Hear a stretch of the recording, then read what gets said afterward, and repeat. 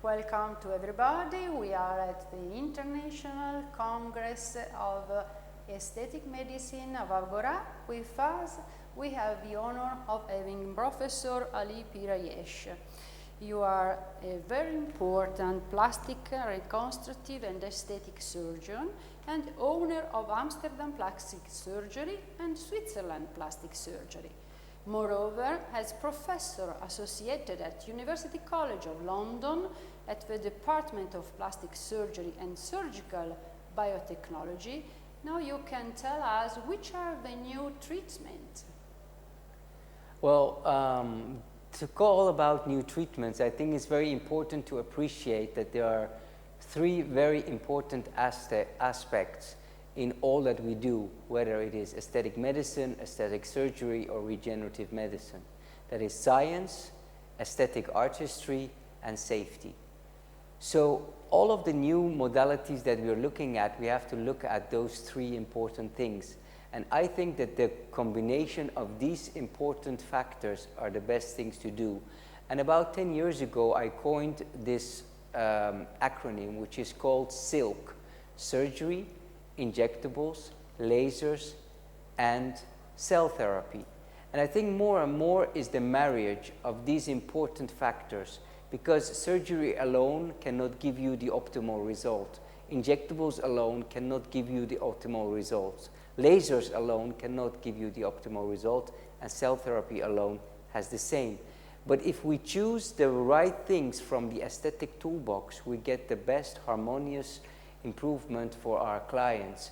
And we see more and more that the clients in the aesthetic medicine and the regenerative medicine are moving away from a lot of fillers and a lot of toxins, the overfilled syndrome, and we're doing more and more regeneration with cell therapy, with peptides, with polynucleotides.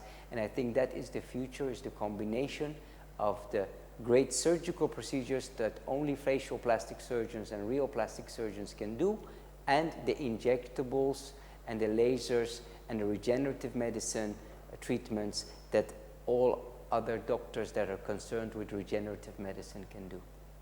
From a scientific point of view, you are very skilled in delivering the highest standards of care in all aspects. How is important the patient education to understand how you personalize also the treatment? I think patient education is very important, and I think it's also very important to be truthful to your patient. If you look at the websites and the work that we do, you probably will not see many before or after pictures. I think now with the advent of artificial intelligence, with ChatGPT and Midjourney, we can make the most wonderful before and after pictures. We can also see a lot of fake things in the social media, and especially young women and young girls are very impressionable, and they see what they see is, and if you put the fake things and the things that are too embellished on top, that is what they try to aspire, which is of course not what we can deliver. So I think we should under promise and over deliver, and be very truthful to our patients, give them the most information about the safety, not overdoing things, the information about the downtime, what can they expect from a treatment, and when to do the treatment and when not to do the treatment. So I think a good doctor should know when to do something, but also of which patients you have to shy away from and not to do, to make sure that you give a aesthetically pleasing, but more important, a safe procedure. So it's very important to inform in a very right way and clear way the patients. And the European Association of Scientific Journalists is doing also some European scientific projects in aesthetic medicine.